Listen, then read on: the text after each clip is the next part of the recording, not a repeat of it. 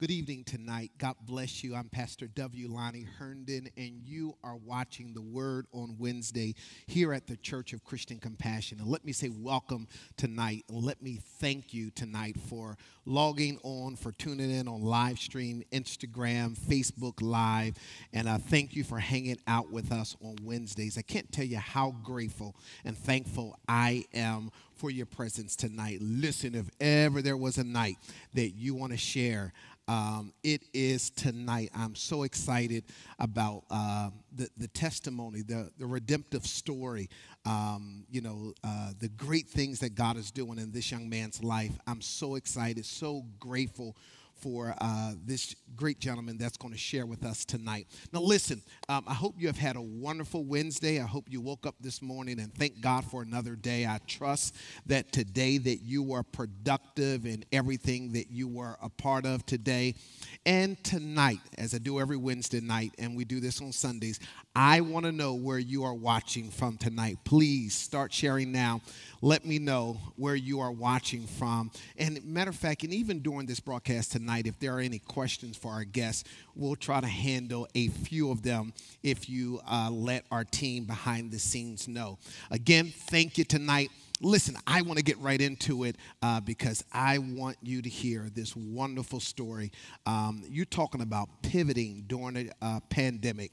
This man of God has done that. Now listen, share tonight and also begin letting me know where you are watching from. Let's pray. Father, thank you for our time together. I'm so grateful and thankful for what you have done in the life of Daryl, and thank you for what you're doing for this entrepreneur, and thank you for the privilege of us hearing his story and his testimony and everything that you have done in his life. And my prayer is that he would be an encouragement to black and brown and red and yellow and black and white all over the globe. I pray that you would allow his story to go all over the country, all over the world, so that what you have done in his life, that it will be an encouragement to everyone who hears him.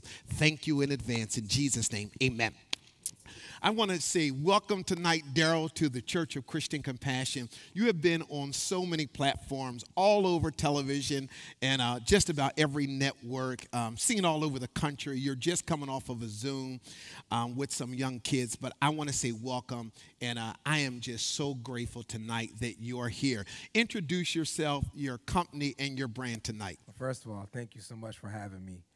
It was a pleasure, to even, be in the presence of you and your whole, establishment. Yeah. My name is Daryl Austin. I'm the CEO of a company called Bungie Abliceni.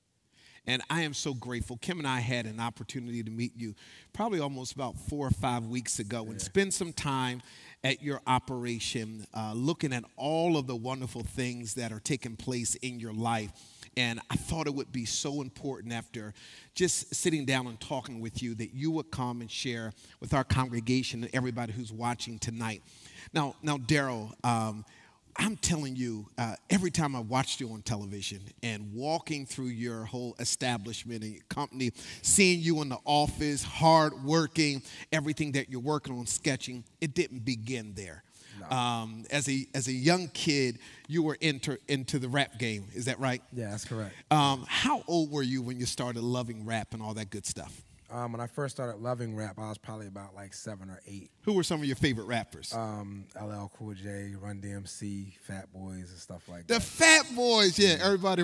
Yeah, I like them. The first hip hop movie that I ever saw was Crush Groove. Really? So that was like the very first time. I mean, it wasn't when it first came out, but that was the first thing that I ever saw that let me enter the world of hip hop. Yeah.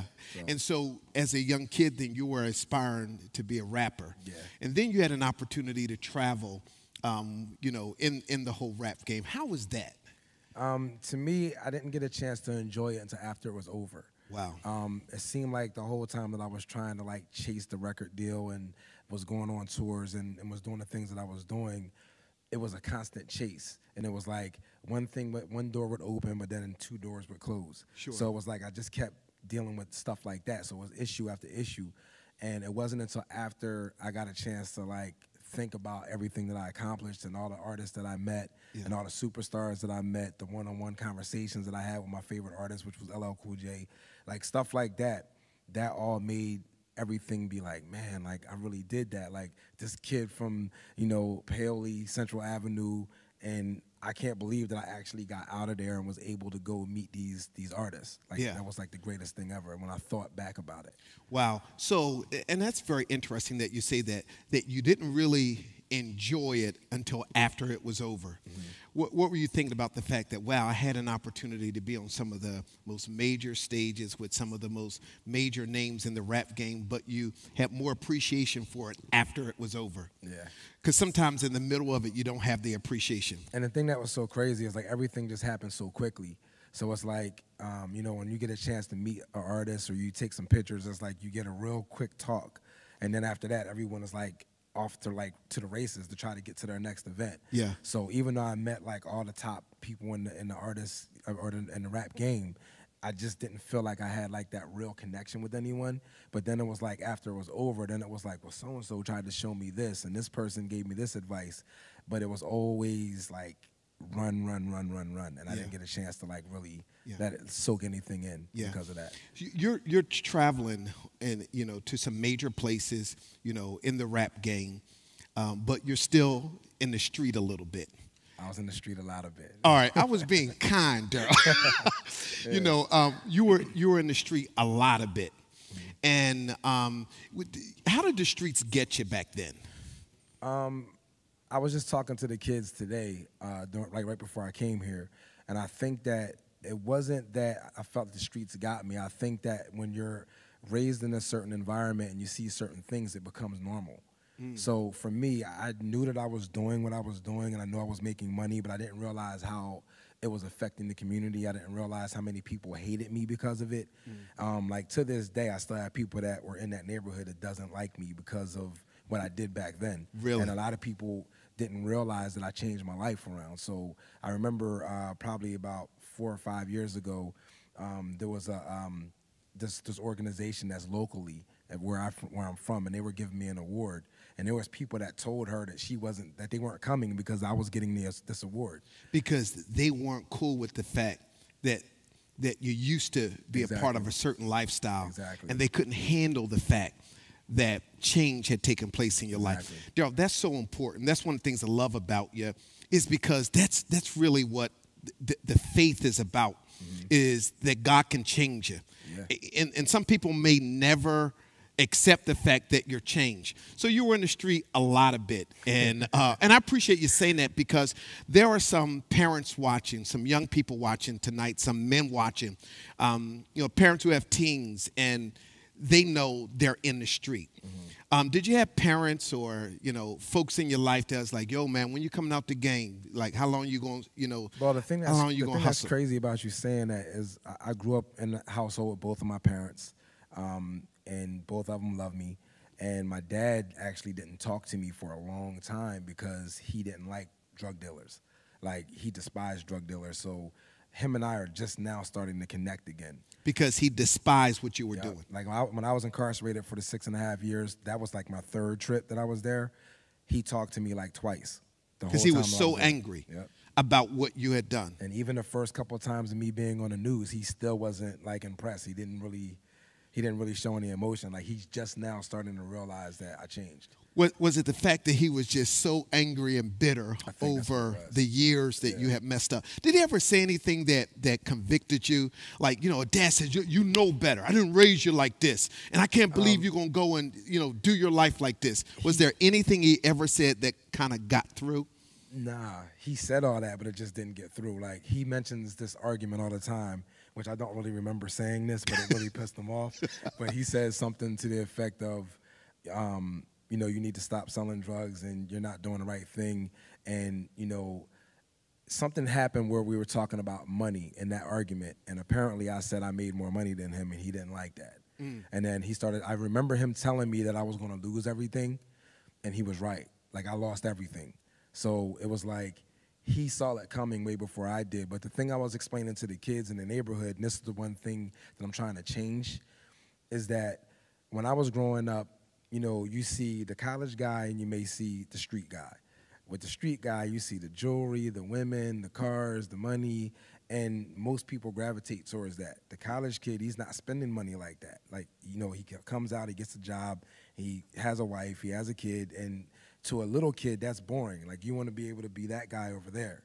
Wow. And the thing of it is when I started to be that guy over there, I didn't have anyone that was my peers that was like, well, I've been to jail and you're going to lose everything. That pretty girl on your arm, she's not going to be there. That money's not going to be there. They're going to take your car. They're going to take your money. I didn't have anyone that did that. Instead, I had people, I was like, oh, okay, I see you, young buck. I see you doing your thing. And it was like an encouragement. Wow. You know what I mean? And it was like, I just tried to be a better me at that point, where it was like, I want to make more money. I want to do things better. And I told you I was arrested 3 different times. So the first time was a year. The whole time that I was in there for that year, all I thought about was what I was going to do better to make things better for me when I came home doing the same exact thing. So the first year, you're just thinking, I'll get out, but I gotta watch what I did because I got arrested. But I'm not time. changing. I'm not changing. I had no intentions on changing at all. At all. So then you get arrested the second time. The second time I ended up doing 3 years. And in that 3 years, I had no intentions on changing. So the whole time you're sitting, you're not saying that, the right, there are people who sit and be like, man, when I get out, I'm going to turn it around, tell my mom I'm going to get a job, get my resume together. I never did that. I never did that. Nope. Never had no You were intentions. thinking about like, yo, I got to be better than what I was before because the police keep catching me. So I have to do something different to make it so they can't catch me. Was the money that good? Yes. The money's that good. Yes. So all you're thinking about is, you're not thinking about, and Daryl, I so appreciate you sharing your story. Now, I want you to stay tuned. They're watching from Darby and Olney and Southwest and 59th and Callow Hill, the 5900 block of Carpenter. They're watching from West Oak Lane, from the 600 block of Frazier, from Hopewell, Virginia. Thank you. Wow. From 59th and Cobbs Creek, from Bear, Delaware, from Sharon Hill, from the Bluegrass State, that's Kentucky. Thank you. And from Northeast Philadelphia. Keep sharing where you're watching from. So, Daryl, so the whole time you're sitting, the second time you're just thinking, I got to be more creative. I can't get caught. Yeah. Wow. That's all I was thinking about. And so the third time that you're incarcerated. Well, let me stop you there first. Please. At least when I was doing it, I wasn't out hurting anybody.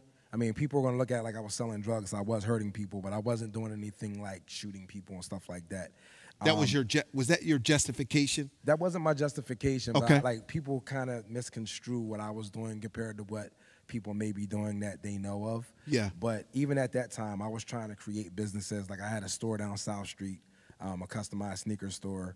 I tried to do real estate. I tried to do other things to try with to the money you was making. Yeah. Okay. And the thing of it was that I didn't realize, like, I remember I was even going to church and I remember praying, right? I know that this is going to be the craziest thing. I was going to church and I would literally leave church and go sell drugs.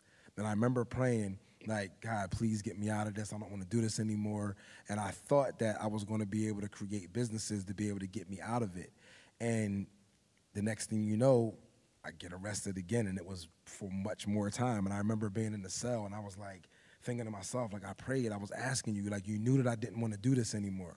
And I remember calling a friend, and I was telling them that, like, I feel closer to God because I'm in jail, but I don't understand why I'm in jail because I was praying when I was home. And the guy was like, well, why don't you look at it like this? Maybe you needed to get off the streets for 6.5 years, and God knew that you needed to get away for 6.5 years before you changed life around. And then that made me accept my jail term better. Wow. And so you were in church praying like, God, get me out of this. Definitely. And the money that you were making, so much money, you were setting up businesses, and you were looking at that being that which would get you out of the game. Exactly. But you do this 6.5 years, and God has your attention now? Yes, a lot. Now, you told Kim and I when we were at your business, at your office, that the first thing that happens when you walk in your cell, there's a Bible there. Yeah. Tell me about that story. As soon as I walked in, when you first get locked up, I was in the county, and this is after I was already committed and I had to start my sentence. When you first get there, you don't have a TV because you have to pay for a TV, you have to pay for commissary. So when you first walk in the door, the only thing that's in there is a Bible, a pen, and like a sheet of paper, like a notebook. Yeah. like a notebook full of paper. And, I read the Bible, and I know that I can't read the Bible like a book, but I tried because I never really went to church. I never really did anything. And I did read it, and then I read it again. But, like, the Bible, you can't read it and learn everything. Right, I was, I was reading it. And then at that point, that's when I was like, I'm laying there and I'm bored, and I'm like, I remember this sneaker that I had. Maybe I should try to draw it since I had this piece of paper here. And I sketched the sneaker, and it looked exactly like the shoe, like I could put it on my foot. And I was totally surprised because never in my life did I ever try to draw anything. I never tried to draw a sneaker before. I didn't even know that I even had that talent. So I drew it, and I just looked at it in total disbelief because I couldn't believe that I knew how to do this without even looking at it. I just remember it being on my foot. And from that point on, that's when I was like, maybe I should try to, do some things to be able to create my own. Yeah. And it wasn't because I thought I was going to get out and do a sneaker brand. I just was like, I'm going to have fun with this. I want to try to create my own logos. I want to put my own name on it. And that's pretty much how I started. Yeah. When you hear 6.5 years and God gets your attention, life's really about to turn around for you. What goes through a person's mind when you hear 6.5 years that you got to sit? The first thing that went through my mind is my kids are going to be teenagers when I come home. And I couldn't believe that I got that amount of time because I just didn't understand it. Like, it didn't resonate to me. Yeah. And it was like, I knew that I wouldn't be able to take it. Like, I'm not going to lie, I'm going to be perfectly honest. Like, I thought about committing suicide because I just couldn't handle being in there that long. So at the moment you hear that, man, I'm so grateful you share that because that's helping people. At the moment you hear 6.5, you think about taking your life. Yeah. What I know it was God, but was there an intervention? Did you say, Daryl, you can't do this? Tell me what happened. There really wasn't no intervention. I just felt like, I can't do this. Like, that's the only thing that was going through my mind. I can't do 6.5. Yeah, and the only thing that kept me going was I was getting a lot of mail, and this was when I was in the county part, and I just was like staying busy doing that. And then when I finally got a TV, I kind of like, I wasn't really thinking about that anymore. And then when I got upstate, I bought a keyboard, so I taught myself how to play the keyboard. I started writing raps again. I was going to church a little bit. And, we were just, I was so occupied that left my mind totally. Yeah. So it wasn't that I, like, consciously just said, yo, I'm not doing it because of something. It's just other things occupied my time that just kept me away from thinking about it. And during this time, your dad only talks to you twice. How was your mom? Because sometimes mom and dads are different, from that perspective. My mom and dad aren't together anymore, and they weren't together during that time. And I talked to my mom, like, almost every day. Like, my mom's, like, my best friend. So, she made sure she was there, and she supported me the whole time. Yeah. And dad was like, I told you, right? Yeah. Huh? My dad was like, I'm good. Like, I'm Did you appreciate that tough love looking back on it? No. No. No? No. Tell me why. Because there was times that I really needed to talk to him. Okay. You know what I mean? And it was like, it's not that he blocked my calls or anything. It's just that when I called him, I didn't feel like the love was being reciprocated. Okay. So it was like, I don't want to call him. So I kind of had an attitude too. So I'm not going to blame it all on him. Gotcha. But I just never really called. And then, like, when I called, like, the ones every couple times I did call, it wasn't like he was like, how come you don't call more often? It was more or less like, yeah, so what's up? What's going on? Like, it wasn't really, there was no love there. Right. So I just stayed away from that. I was just like, and I missed him. Yeah. And I love him, and I still do. And the thing that's so crazy is, like, he told me that he was proud of me the other day, and I didn't want to, like, show it to him, but I cried like a baby because that's all I wanted was for him to be able to tell me he was proud of me. Daryl. You know what I mean? So, it was a very, like when I get in my car can tell you the truth. Like, I'm a soft dude. Like, when I get in the car, I'm listening to music, and I'm just like, Dad, he just told me he's proud of me. I start crying. You know what I'm saying? Then and that's all you wanted. That's all I wanted. Was to hear him say that. Because my ultimate goal was just to try to show my parents that this is the person that you raised, not the person that I was. Yeah. You know what I mean? And I was determined to just, try to, like, and I didn't really know if I was going to lose them because, death happens at any time. Yeah. And my thing was I was just very determined to try to prove to him that I was a better guy than what he thought I was. Wow, that's amazing. So you're incarcerated, you draw this sneaker, and then, you get out. and you go back to a skill that you have, which is barbering, correct? Mm-hmm. And so you have the, and you kept that sketch of that sneaker with you the entire time. Oh, I had about 250 sketches by then. So you were drawn the whole time. That's Yeah. one of the ways you occupied yourself. And you bring those 200 sketches out with you. And you get out and you go back to barbering. And tell me about the day that life changes with the sketches. All right, well, first of all, before I get to that point, I called my mom one day, and my mom was telling me about how difficult it was going to be for me to get a job when I came home. So, because of my background. So, and she knew that I was trying to change my life around. So I went and got a barber's license, and then that's when I started my business plan for the sneakers. And when I came home, I had the 250-something sketches, and then I also had the business plan. So when I started working at the barber shop, I saved my money, and that's how I would get my sneaker prototypes from the money that I saved from the barbershop. Because I had nothing. Like, I had no money except for what I was making. And I'm a new barber, so no one wanted to get in my chair either. So it's like, They ain't trusting. They're like, nah, dude they, new, huh? Exactly. They was like, nah, I'm good. So, you know, it took like 2 years for me to be able to even get a nice clientele. So one day I ended up having one of the prototypes just stuck in the window. And what I would do is I would sit in the barber chair and I would just kind of like look at the sneaker just to see what changes may need to be made.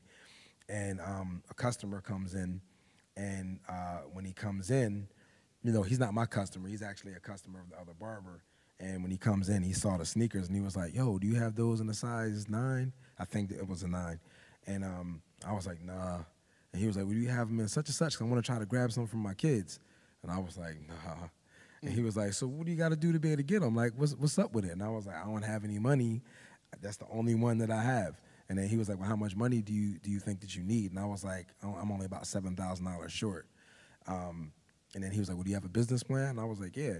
So he told me to meet him at Starbucks, and I think it was like 2 days later. So I ended up going to Starbucks. He reads my business plan, and I remember it like it was yesterday. He reads my business plan, and he was like 3 pages in and was like, yo, I'll give you, $7,000. And I was like, all right, but can you read Hold the on. He reads the business plan.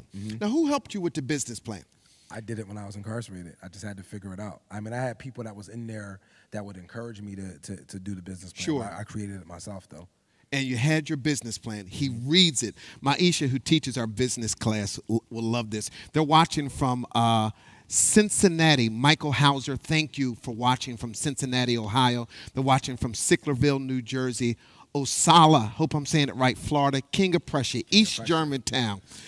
Maple Shade, New Jersey, Upper Darby, Christian Street, East Lansdowne, Cincinnati, Ohio, Charlotte, North Carolina, Huntersville, North Carolina, the 8,000 block of Bartram Avenue, Pennsauken, New Jersey, from South Philly and Glen Olden. Thank you for watching. This is amazing.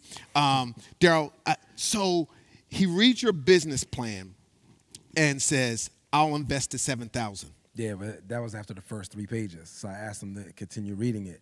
So by the time he got another couple of pages in, he offered me like $14,000. And I was like, all right, well, can you read the rest of it? And then he read a couple more, and he was like, you know what, I'm going to give you $50,000 to be able to start $50,000. Yep. Now, Daryl, all you had was the sneaker sitting in the window. That's it. He sees it, has a conversation.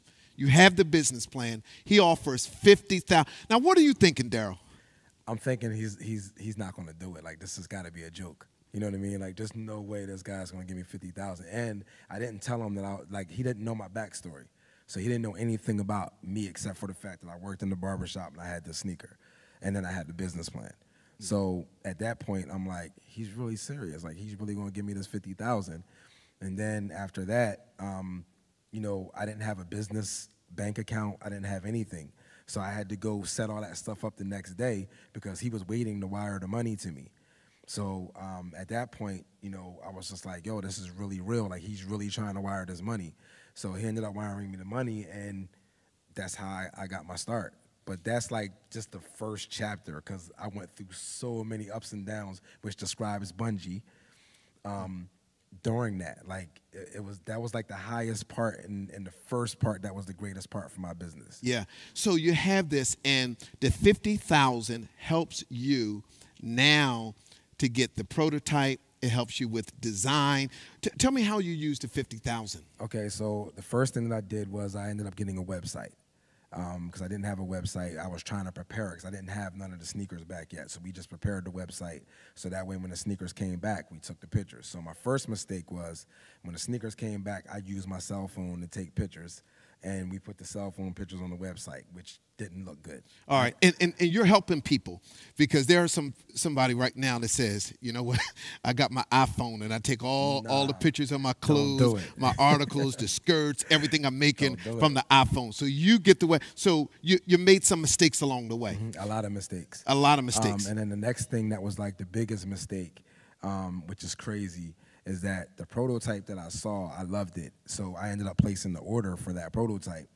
And I was dealing with a Chinese manufacturer, and they felt like we're going to add some extra padding to the back heel, and we're going to make the sole thinner, and we're going to do that. And they made all these changes without talking to me about it. So, you know, a couple months later, this big shipment comes in, and the first thing that I didn't know was customs tax. I didn't know anything about import tax. I didn't know anything about hiring a trucking service to go pick this stuff up. I didn't know anything about all you know is the sneakers in the window. One day people are going to wear my product. That's it. So when all this but stuff you didn't happened, know, and this is why you got to get with Maisha on Tuesdays. She's our entrepreneur business class teacher. Okay. So you're looking at all of these things that you have to learn about taxes. And well, people I didn't look at it what I had to learn. It was already happening. Woo. And I was just like thinking to myself, like, if this dude didn't give me $50,000, I wouldn't be able to pick up my shipment. So I spent a lot of the money just trying to get it out of customs. So, wow. You know, now it's like we don't really have that much money left. So now I'm looking at it where it's like I got over $100,000 worth of sneakers. I'm going to have to hit the streets, and I'm going to have to sell it like I used to sell the other stuff. You know what I mean? So I'm all excited. I'm like, you know, I'm taking photos. I'm showing everybody that my shipment came in. People are hitting me up like, I'm so happy for you. That's what's up. And then I get to where I need to get to where I'm storing the sneakers. I open the box, and that's when I noticed all the changes that China did, and it made it look like it was an elephant foot rather than a sneaker.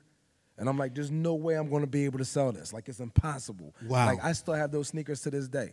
So one day I'm going to show you what it looked like. There's no way that I could have sold those. So now we have, you know, 500 pair of sneakers that I can't sell. It was even more than that. It was like 750 pair of sneakers. So, you know, I spent a lot of money on it, and then I couldn't sell it. So now one of the guys that works with me, he used to manage my rap career. His name is Damon. He actually, you know, was like, look, man, we're going to have to come up with some apparel. We're going to have to figure out something to be able to try to sell something to be able to get some of this money back. So that's when I started doing hoodies and, you know, sweatpants and stuff like that. And again, I didn't know the business. I'm going down Fifth Street buying sweatshirts and buying sweatsuits. I'm putting my name on it, and I'm thinking I have a clothing line.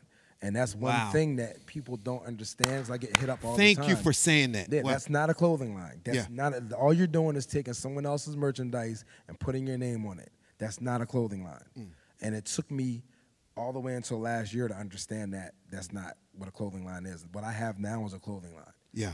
But what I had then, it was me buying merchandise and putting my name on it. Now, you have this investment. You have the sneaker. There's a day where there's an important figure, I won't call his name unless you want to call his name, sees your sneaker.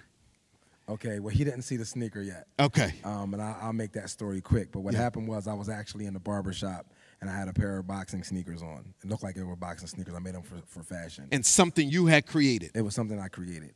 And one of my customers came in and said he had a meeting with Bernard, and he wanted to know if I wanted to come. So I was like, of course. So the next day, I go in, and Bernard's like, I want to see the sneaker guy. So I go in, I'm like, I'm the sneaker guy. And he looks at all the different sneakers that I had, and he calls the owner of the restaurant over, like, come here for a second. Does this look like something I would wear? And he was like, no, it doesn't look like anything I can see you in. And he was like, well, the meeting's over, man. I can't wear this. I'm 50 years old. I'm not wearing this. And I'm like, dag, it's over that quick? Like, I'm done? He was like, yo, man, you can take your stuff. It's time to go. I'm like, oh, man, well, let me ask you a question real quick. So then I asked him, I was like, you know, what were your steps to go from prison to, you know, where you are now? Because I designed all this stuff in prison, and I was at Greater for Prison. I used to see a mural on the wall every day when I would go to the gym, and that changed the whole narrative. And for the rest of the day, I was with them. The next day, I was with them. And to this day, I talk to him almost every day. Yeah. So a friend gets you a meeting with Bernard. And now what I really love, you told us this at your office, that Bernard says you have 2 minutes. 3 minutes Yeah. for a sales pitch. Yeah. You get 3 minutes of his time. This is before you, Yeah. But I got cut off in about 48 seconds.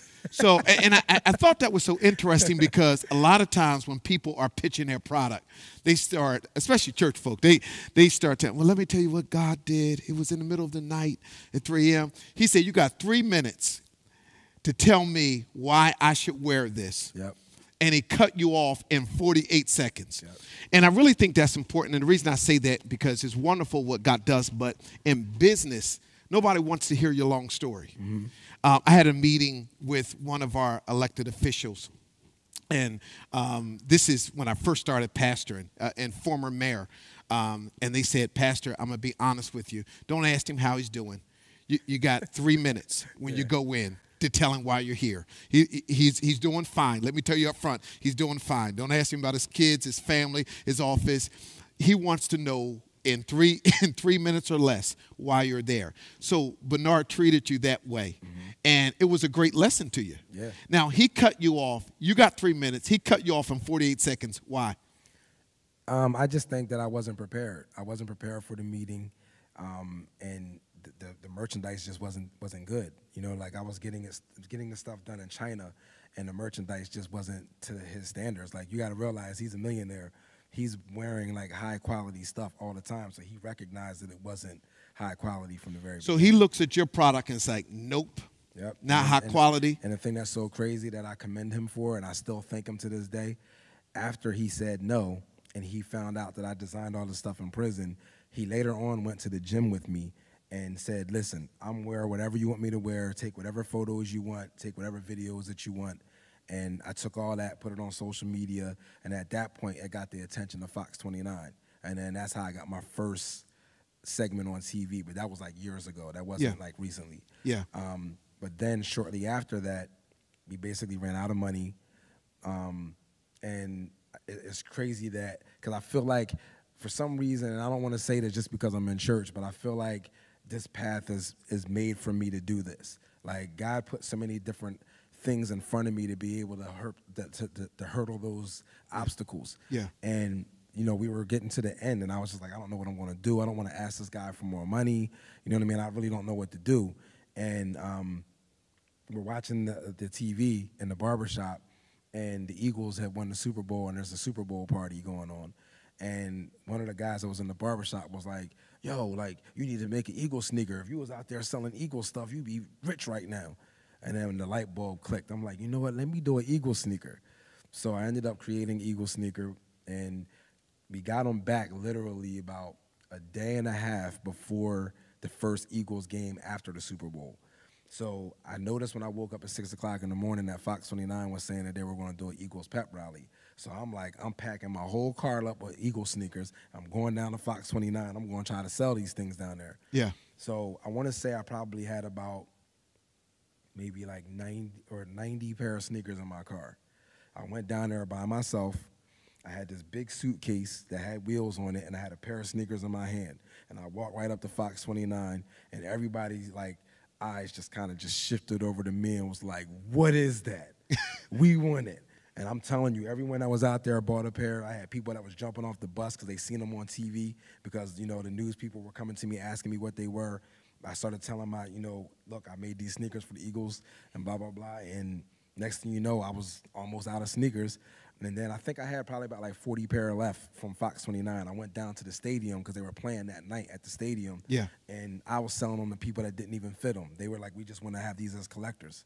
Wow. So I ended up selling every pair of sneakers that I had, and that's what helped me get back to where I needed to be. Yeah. Having Bernard in your life, I mean, really speak truth to you. Mm-hmm. I don't like it, but I respect the fact, you know, that you've been in prison and, you know, he came through there, that I'm going to help you. Yep. That kind of mentorship in business, knowing all that he has achieved, all that he has done, talk about the value of it. The thing that I think that I love the most about Bernard and I's relationship is the fact that I didn't know what he did to be a celebrity. Bernard didn't catch my eye until I was at Greater for Prison and I saw his mural on the wall. So I wasn't coming to him like a groupie. I was coming to him like, I respect you because of what you've accomplished, and we had a mutual understanding, so it made our relationship much stronger, quicker. And I didn't ask him for any money because a lot of people are thinking that he invested. I didn't ask him for any money. I felt like I didn't want to destroy our relationship by asking him for anything except for mentorship and him explaining to me what it is that I need to do to be able to go from being an inmate to a businessman, not even a civilian, a businessman. Yeah. And every day, you know, he would call me up, get out the bed, what are you doing? Why you still asleep? You can't make money if you sleep. Like little stuff like that, even to my diet, to what it is that I eat, how much sleep that I get, even though I don't follow all of his rules, but just the fact that, you know, because that man goes to bed at 8 o'clock every night. He stayed up late the other night because he was watching me on the news. That's the only reason why he stayed up. But usually he's in bed by 8 o'clock, and he wakes up at like 2, 3 o'clock in the morning. He starts working out just like he was training for a fight. Yeah. So, you know, his mentality is totally different, and I take a lot of the stuff that he taught me and I put it into my business, and that's how I'm just, you know, even if someone comes to me with something that I don't want to hear, I'm going to fight that. Like, you're not going to tell me, and I'm not going to put a sneaker out. And that's when I gradually got to the point where it was like, you know, I'm going to go to Vegas by myself. I'm going to find some manufacturers at this convention, and I went out there on my own dime, and I just tried to figure it out. And, you know, to me, I was just so dedicated to this project and to this business that I felt like no one's going to tell me that I can't do it. And I had family members, I had friends, I had all kinds of different people that told me, look, what do you think, you Reebok? What do you think, you Gucci? Like, you're not going to be able to do that. Who's going to wear your stuff? And I even had one person that was close to me that when I ended up telling them how much it was, they was like, what you think, you Gucci? Like, you're not Gucci. Right. And I'm just like, yo, like, it cost me money to make this. And, you know, you'll be surprised at how many people want free stuff, how many people want a discount. I was like, you can't walk up in Nordstrom's and say, yo, like, can I get a discount? Right. You know what I mean? Like, it costs money to make this stuff. I can't do that. Yeah. Yeah. And it's like I caused a lot of resentment from people. Yeah. You know what I mean? And it's like, for me, I'm the total opposite. If I see someone that's just starting out, I'm going to try to support it. But to speak on that, being as I know a lot of people from all those different places are watching. Yeah, yeah. The one thing that you have to understand, and this is the one thing that I didn't get, and I noticed this a lot around the time when Gucci was doing like the blackface and all that stuff, the whole world shifted and was like, we're going to support black business. So everyone that had a black business was like, I got a black business, support me, support me. And a lot of people weren't getting support, and I would see a lot of different people saying negative things about not getting support. Yeah, yeah. The one thing that I can tell you is, in my business, I can only speak on my business, people have worn sneakers all their lives. They've worn clothes all their lives. If I come half-stepping, you're going to know that my sneakers don't look right. If they don't look right, you're not going to buy them. And in my point of view, I looked at it like, oh, they don't like me because I used to be a drug dealer. They don't like me because, you know, this and that. But not one time did I ever think maybe my merchandise just isn't good. Wow, wow. And it finally took me all the way until now for me to understand it, because as soon as my merchandise got better, I can't keep stuff in. Like, I'm selling everything. So it just taught me right then and there. It's not about, you know, people supporting you. It's about what you're bringing to the table for people to support. So you understood that your product had to be excellent. Later. Yeah. Didn't know that at first. Within the last 9 months. Well, you know what? Let's talk about that, because I'm really grateful an organization came on board that helps black and brown and people, entrepreneurs, that really brought some things to the table to help you take off. Talk about that. Well, what happened was I have a group of investors and advisors. I actually met them before this group that we're talking about, and that was an interesting story too, which, do you think I should go back to that so that we? Let's talk about that. Okay, well, we cannot. After the guy that I dealt with that gave me the first amount of money, of course he's a mentor to me as well. He's an advisor as well. But what happened was I was in the barbershop one day, and everything that I'm telling you all came from the barbershop. The barbershop. The barbershop. It is the place where everything happens. So the thing that's crazy to me is if I never went and got my barber's license, none of this stuff would have happened for me outside of the sneaker thing. Yeah. So I'm in the barbershop, I'm cutting hair. Someone comes in and they say, do you know anyone that wants a TV? No, I don't know anyone that wants a TV. But it's a really big one. It's a new one. My boss is trying to give it away. And I'm like, you know what? I'll take it just in case someone comes in the barbershop and needs a TV. I'll give it to him. So I jump in the car with him. This is the fast version because I know we're pressed for time. So I get in the car with him. We're going down to the house, and I see this big, beautiful house. The fence opens up like this. There's animals on both sides of the driveway. My the driveway's long. I've never seen anything like this before. And this is the thing that's crazy to me. Whenever I say where I'm from, people automatically assume that I live like this house because this house was in my town. They don't understand on the other side of the tracks it's a totally different situation. So that's the reason why all the people from the city, they need to understand that. Like, just because I say Paoli doesn't mean that I was on Beverly Hills 90210 because it was nothing like that. Right. So anyway, we get into the house, and I'm lifting this TV up, and this beautiful older lady comes in, and she was like, "Where did you get those sneakers?" And I was like, "Oh, I'm the one that made these. This is my brand and blah, blah, blah." She was like, "Well, do you have a website?" And I was like, "Of course. This is my website right here." But I noticed one thing. She never wrote anything down. So I'm like, she's not going to do anything. So we left, said goodbye. And the next day, the guy that took me over there was like, "Yo, my boss loves you. She looked at your website, and she loves everything that you're doing. She wants you to meet her husband." So I'm like, "Who's her husband?" Like, it was like, "Who's her husband?" And he was like, "I don't know. You need to, go talk to him." So I automatically looked at it like he has to be successful because his house was beautiful. Maybe I can have another They got mentor. animals on both sides. Yeah, exactly. I'm talking about real animals. I'm talking about sheep and all that. I'm not talking about dogs. I'm not talking about pit bulls. I'm talking about sheep. And what are those things that spit at you? Yeah, llamas. Llamas and all that. I'm like, yo, this isn't like, like a little situation. So anyway, I looked at it like I'm not going to go into this thinking I'm going to get any money. I'm going to look at it for like a mentor situation. So I ended up meeting him like a couple weeks later, and from the very beginning, I just had to tell him, "Look, I was in jail. Before we go any further." So you told him I from told the him door? truth from the very beginning, and he was just like, I'm thinking to myself, he's going to end this meeting because I didn't want anyone to talk to me or deal with me that didn't know what my situation was because I felt like I should have told the first guy. And when I tell him, I'm thinking he's about to say, "Yo, this is over." He says, "You didn't have a good lawyer, did you?" And I was like, "I guess I didn't because I lost every case I was ever in." So he just was like, "Look, man, it's a shame that people, like you get into a situation that you shouldn't have been in." Wow. And, if you was a different race or something like that, you may not have gotten all that time. So that made me feel a little bit more comfortable. And he was like, "I'm not saying that I'm going to invest in you, but I'm a venture capitalist." And he was like, "I know someone that was like you just 2 years ago, and I want you to meet him." So I was like, "Okay, cool." So the next couple of days, I go to meet this guy at his office, and I'm thinking that I'm talking to the gentleman that I'm there to meet. So we're just talking. We're in the office talking, and it was like a big, it was like a conference room. Yeah. So I'm in there talking to him. Everything is cool. And as I'm talking, one person comes in, another person comes in, and I'm talking to him, but I'm looking outside like, who are all these people that are walking in? Before I know it, there was 13 people in the room. And at the boardroom table. In the boardroom table. And you're sitting there. And I'm sitting there talking, and I have no idea who these people are. And then the guy that invited me comes walking in, and he's like, "Oh, I see you guys all. I met Daryl." And I did engage everyone in conversation. I didn't just keep talking and not talk to them. And he was like, "Yeah." So after that, he was like, "Well, did you show everyone your stuff?" And I was like, "No." So I showed everyone the stuff that I had, including the Eagle sneakers. And my lawyer is going to kill me right now, so I'm not even supposed to mention the Eagle sneakers. But, okay. Anyway, that's one of the things that got their attention. And they were just like, "Yo, this is incredible." And I was like, "Wait, I got in trouble. I went to jail. I'm just trying to put all this out on the table beforehand." So you're sitting there with all these folks, these potential investors. And I didn't know that at the time. You didn't know it at the time, but you wanted to be up front. Listen, this is my past. Yep. Why did you do that?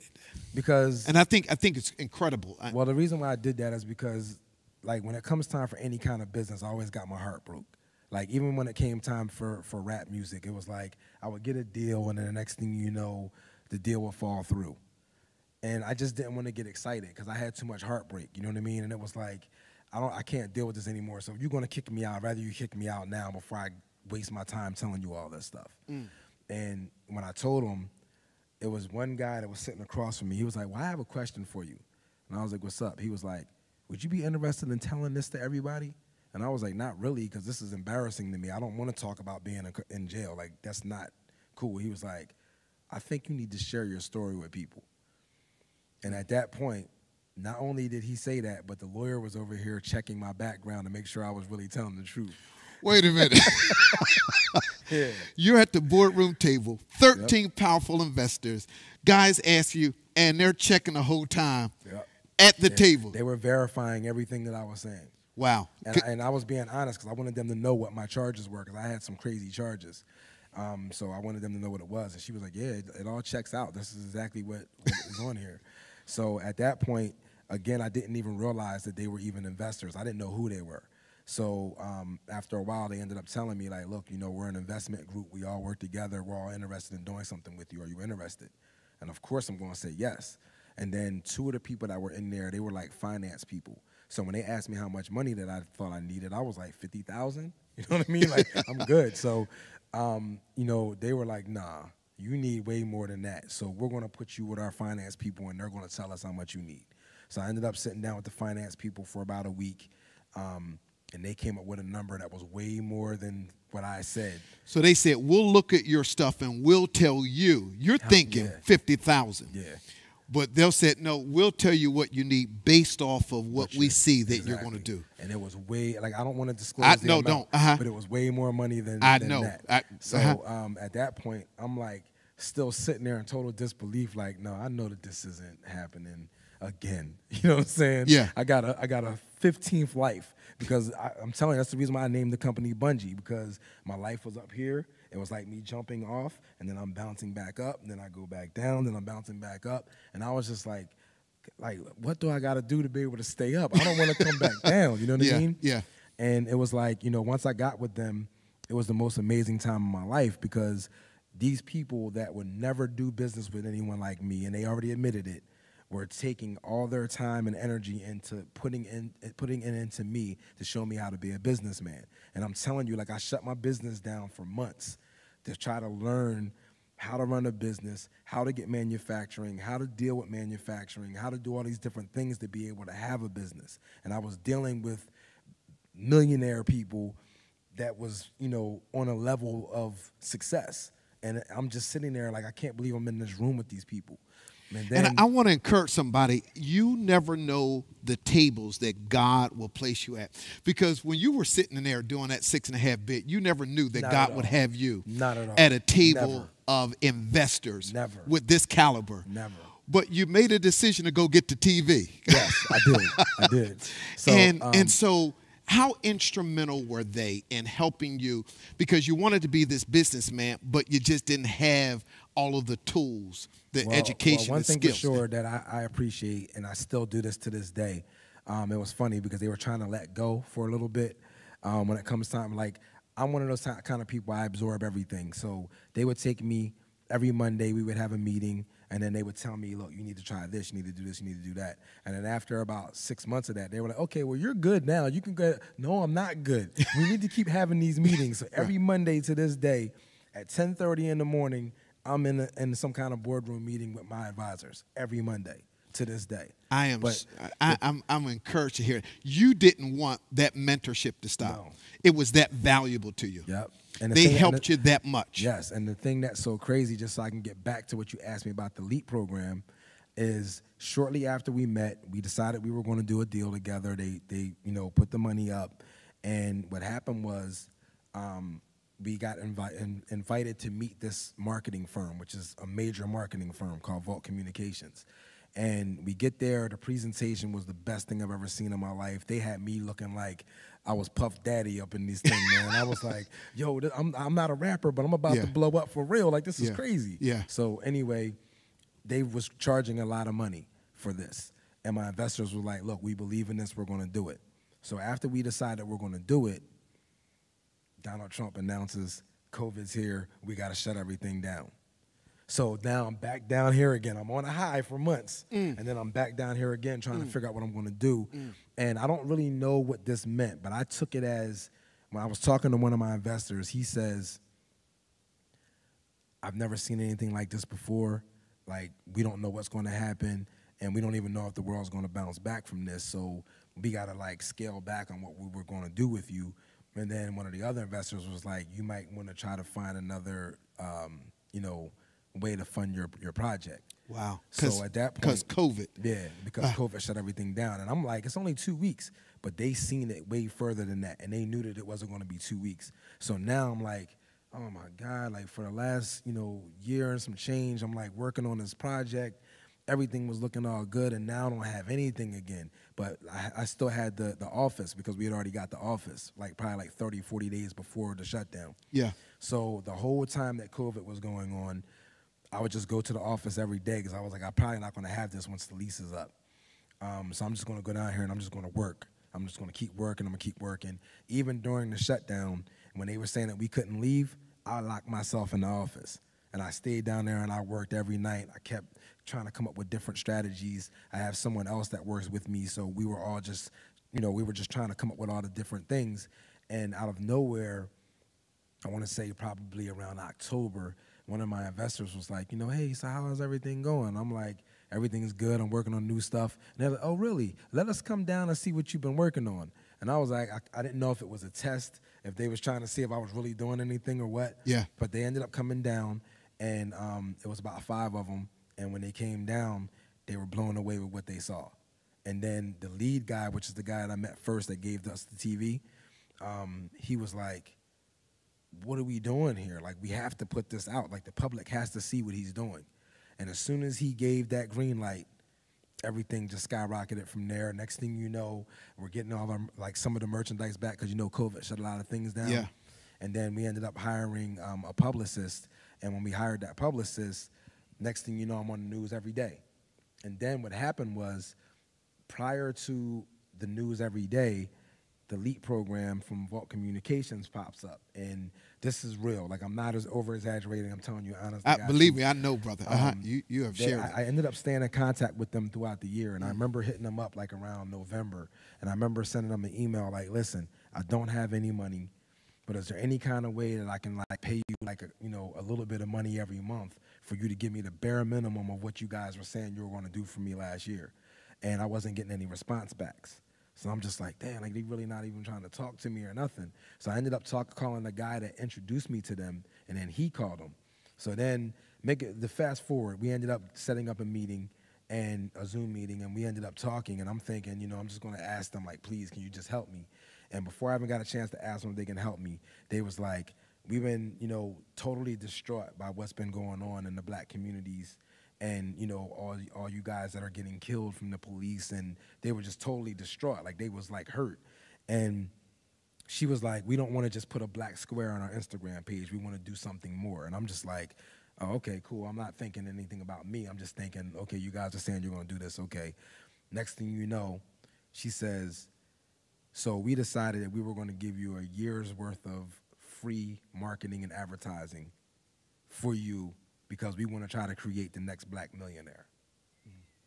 So at that point, I'm not going to lie to you, I started shedding tears like a baby. I'm in front of these 2 women on Zoom, and I'm crying like I'm a little kid because I can't believe that somebody would do something like that for me, because everything that I've been through that I told you guys about when I first started, no one liked me. No one wanted to see me successful.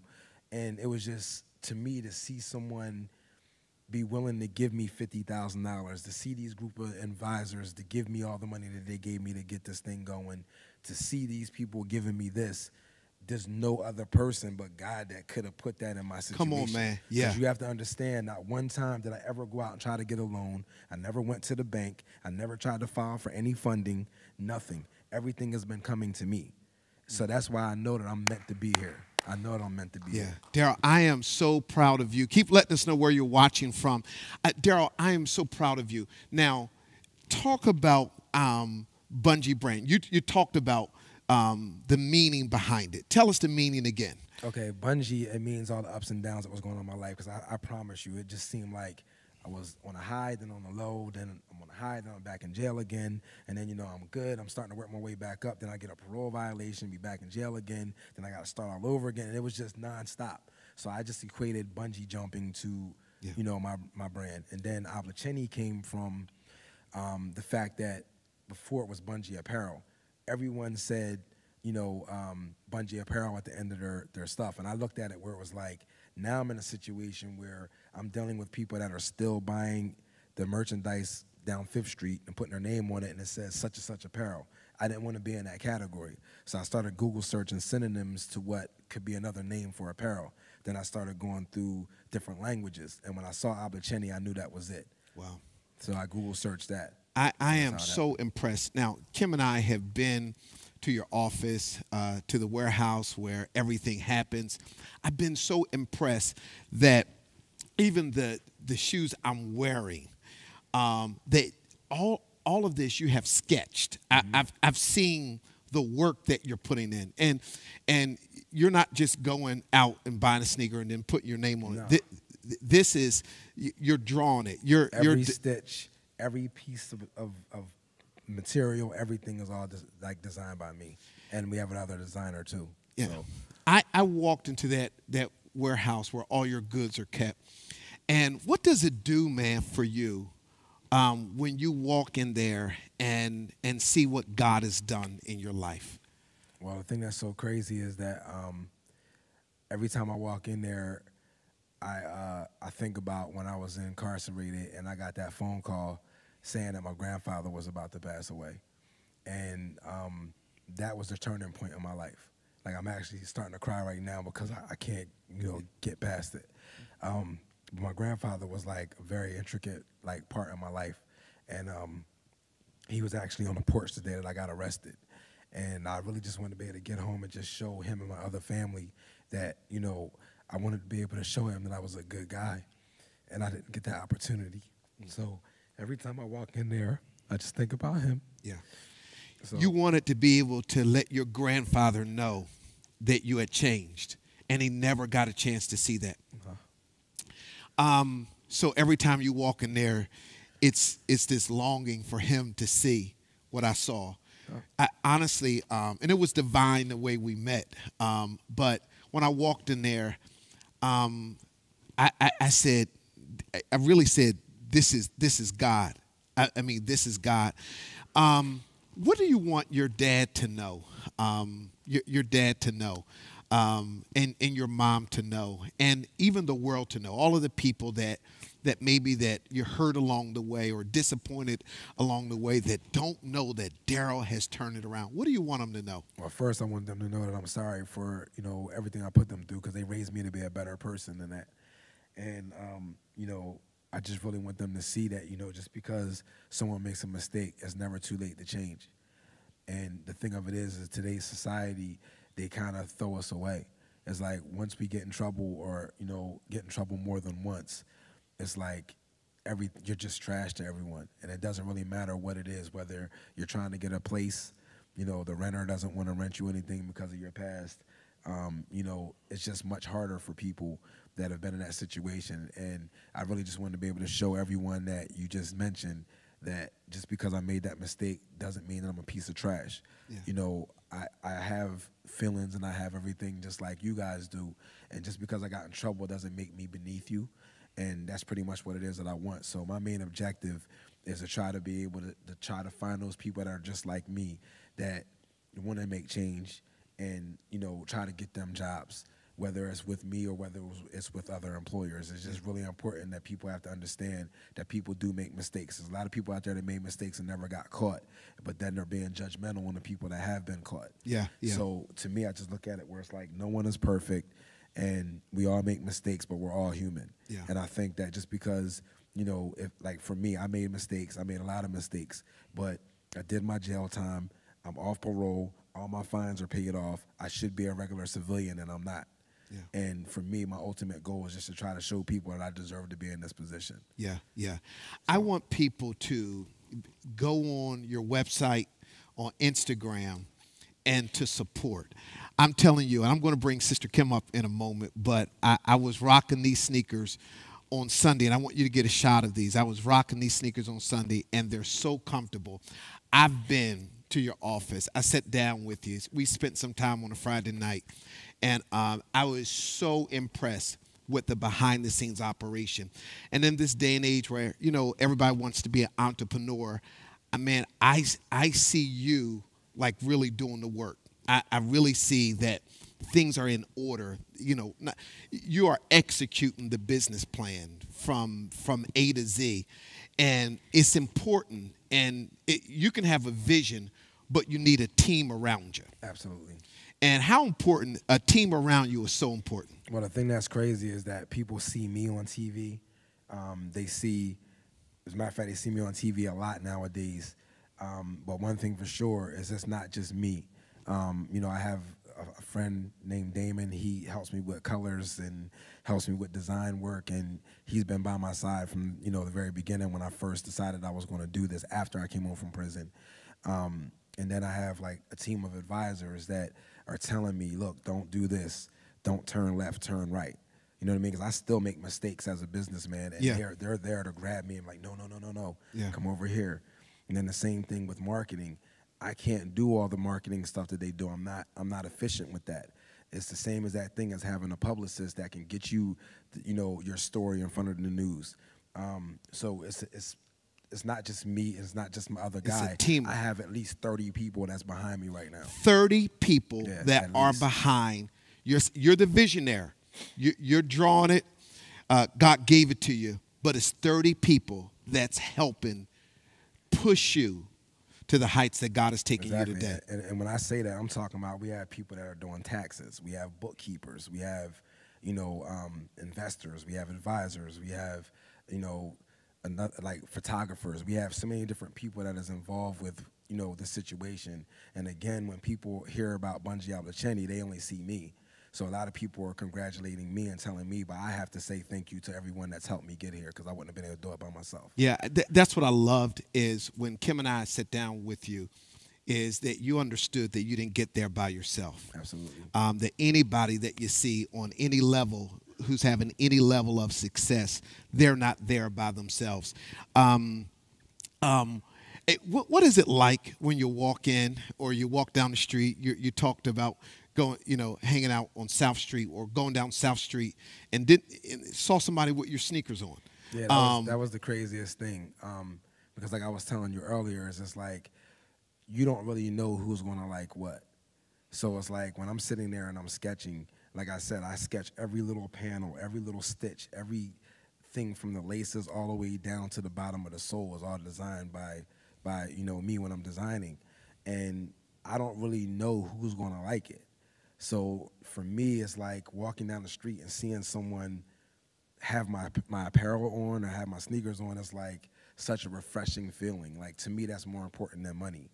Just somebody actually looked at my stuff, liked it, and purchased it. Wow. Like to me, it blows my mind the way that I had the ability to be able to do that. And one thing for sure is it's just to me, I'm still confused right now. How I'm not going to say how I know it was God, but I'm confused as to why, I've been chasing to be a rap artist all my life.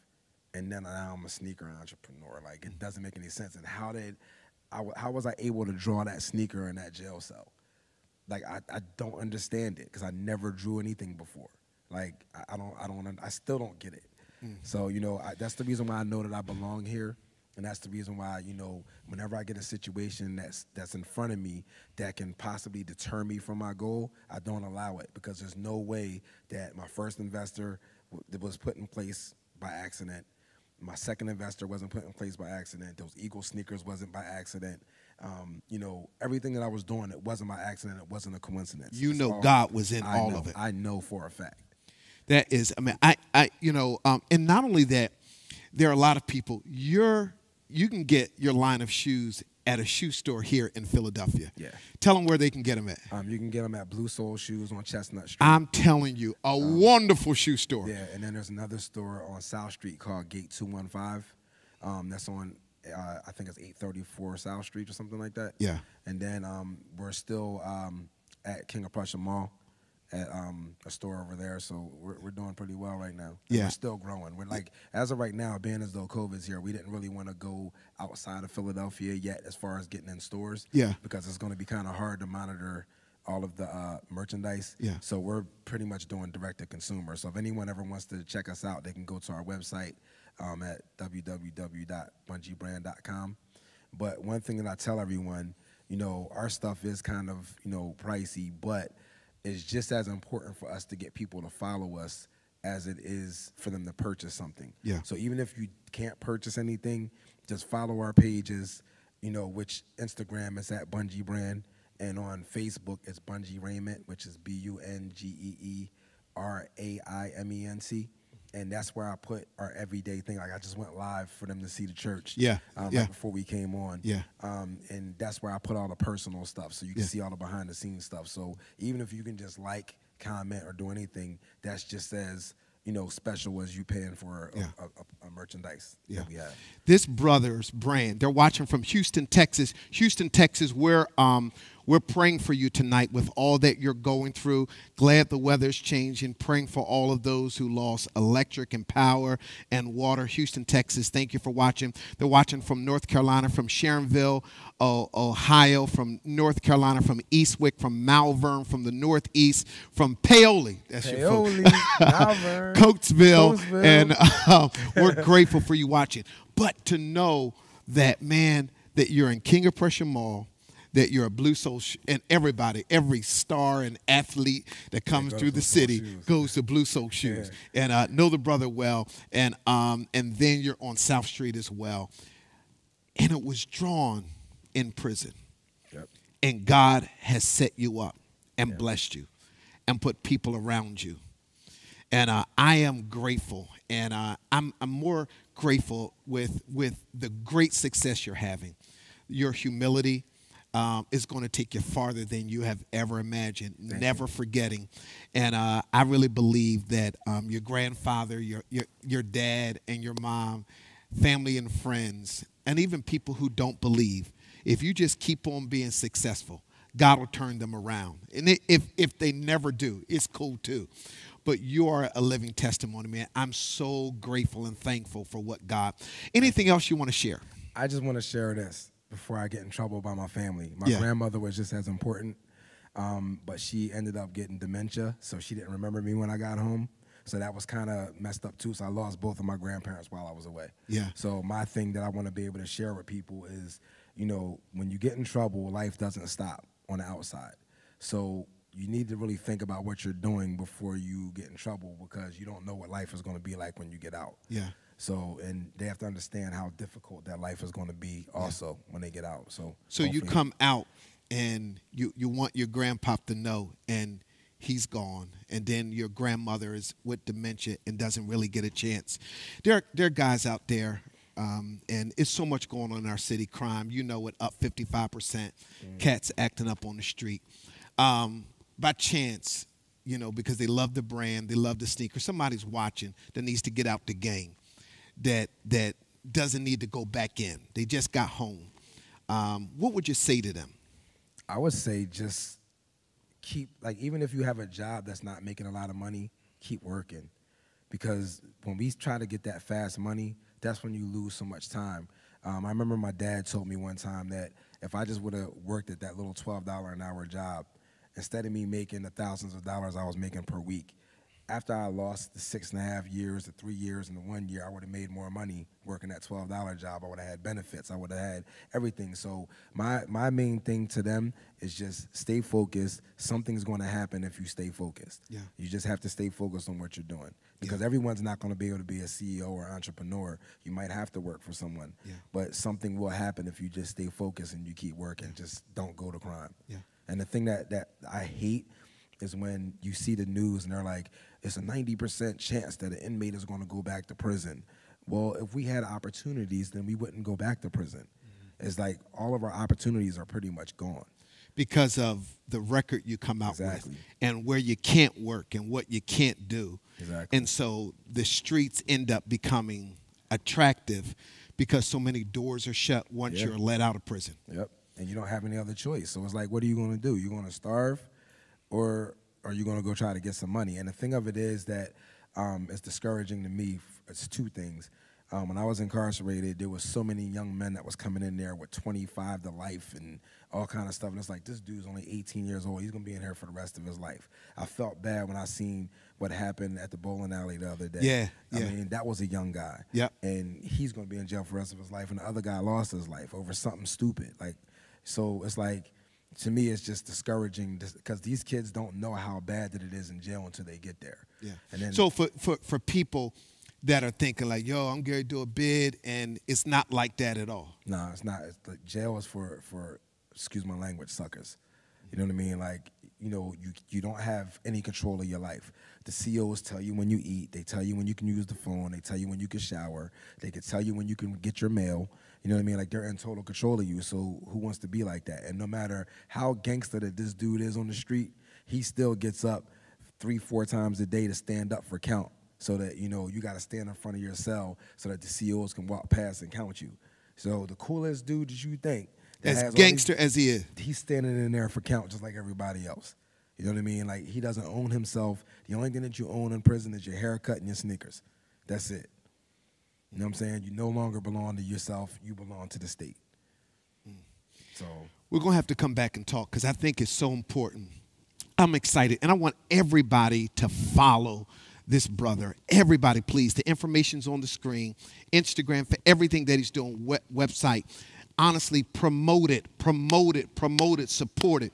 Listen, support it. I want to see what the, listen, you got to wear these. And comfortable. Kim, where you at? Come here, girl. And I'm telling you, matter of fact, Kim, I want everybody to see what you're rocking. Hold up your foot. And her we were glasses there. Match. What is it? Her glasses match. Yeah. She did that on purpose. Lift your foot up like that, girl. And I'm telling you, the woman's brand, and we paid full price because you don't go to Norman's, Nordstrom's. You don't go to Gucci or Louis and ask for discounts. And so don't do it to our folk when they do their work, whether it's contractors, painters, whatever it is they're doing. Like, support them. But I want you to support this brother. Kim, how comfortable are they? These are comfortable. Listen, she wears them all the time, and she doesn't have her hoodie yet, but she's going to be rocking her hoodie soon. And I want you to go and support, please. I want you to do that and follow him and let this brother know how you were encouraged. I'm going to have him come back. That's a good shot. Girl, you know how to lift your foot. That's good. And Kimberly taught you that, our daughter. And but I want to have you back because, Kim, it's important, not only what you're doing in business, but to talk to our young brothers because it angers me. I saw the guy at the bowling alley, and Kim and I for 3 days, don't know him, but we were so angry. I said, yo, this is a young kid. The rest of his life, he's going to be nice looking kid. I'm thinking he has a future, and I was wondering what it must have been like for his parents. He turned himself in with his parents. And Kim and I were praying. We don't know him, but I was like, had to break his heart. Nobody. And so I think it's important, your voice and your success, to work with our elected officials, to work with community leaders and faith leaders to help turn our young men around. And you're right. I hate the fact that everybody says it, that he came out. It won't be long before he goes back in again. Exactly. But there's no opportunity, so. And we need to talk about that, how to turn that around. Daryl, man, I'm proud of you. So grateful and thankful for what God's doing in your life. Listen, please go and support him tonight. What a great brother. Kim, we're going down. You got announcements there for me? All right, good. I want to encourage you tonight. If you were blessed, if you were encouraged, make sure you go and follow Daryl. This is just the first of my birthday's coming up, honey, and I could get another pair of these. And so I want you to go and encourage this brother tonight. Let him know. Follow him. If you on Instagram, just tell him you saw him and you were really blessed. And parents out there, share this broadcast. People need to hear this story. And I'm just grateful tonight. Let me encourage you. For all of those who gave clothes to Haiti, Liberia, and Barbados, thank you so much. Really grateful for all of you. Don't forget, this Friday night is a special marriage enrichment. Get this, Kim. And the title of it is, We Don't talk the way we used to. So it's for married and engaged couples this Friday night, and it's going to be a great time of sharing. And don't forget Bungee Brand. That's what I want you to remember tonight. Bungee Brand. Daryl Austin, the CEO and lead designer of Bungee Brand. Thank you tonight for watching all over the country. Really appreciate you. Don't forget our Bible studies on tomorrow, 10 a.m., 7 p.m., and prayer tomorrow evening at 9 p.m. It promises to be a great time. And I finished the series on Sunday, Mentally Tough. It's going to conclude this Sunday. I love you tonight. Let me pray for you before you go. And I want you praying for Daryl. I want you praying for his family, his children. And as a matter of fact, Marriage Enrichment, it's next Sunday. I'm sorry, not this Sunday, next Sunday. I want you praying for Daryl and his family, and just pray that God will continue to bless him and give him great success. And I want you to pray for the 30 people that is around him. It always takes a team. When I take a look at all, Kim, that we've been able to accomplish here at church, the building of a building, everything that we're about to do, about to build, it's because it's a great team. You need a great team. LeBron doesn't do it by himself. Tries to at times. But you need a great team. And so pray God's blessing upon the team. Listen, tonight, for those who support the ministry, it's going. As a matter of fact, our food truck, we're going out next week to the plaza right across the street from City Hall to feed the homeless on our food truck. Everything will be free. I'll put the information up on the screen on how to give. I love you tonight. Bungee Brand, follow him. Go to King Prussia Mall, Blue Soul, South Street. Go on the website and order. Now, I want to tell you this, because I'm expecting our folks to order. I want to see you in the hoodies. Praise team, I want to see you in the musicians. Musicians asked me Sunday, like, Pastor, those sneaks are dope. I was like, I know. And I said, watch Wednesday night. And I want to see you in them on Sunday. And so I love you, all of you. Let's pray. Father, thank you tonight for this great testimony and this story of redemption of Daryl Austin. Thank you for what you have done in his life. And I pray that every parent watching, every father and every mother, every business owner is encouraged tonight by what they heard, that what God has done for Daryl, that he's able to do for them. I pray, like Daryl, that you'll put a great team around them. And I thank you, Father, for Daryl's humility. I thank you, Father, that he has never forgotten that it's all you, that when he looks back, that everything, you have sketched his life out perfect, and that you'll continue to bless him. Father, I pray your blessing tonight upon men and women who are incarcerated tonight, especially those at Greater Ford, those upstate. I pray that their lives will be turned around. I pray for change in their life, and I pray that even when they come home, they'll get great opportunities. Thank you again for what you've done tonight. We love you in Jesus' name. Amen. Everybody have a great night. Go and support this brother. Please go and support this brother and follow him on all of his social media platforms. Have a great night. God bless you.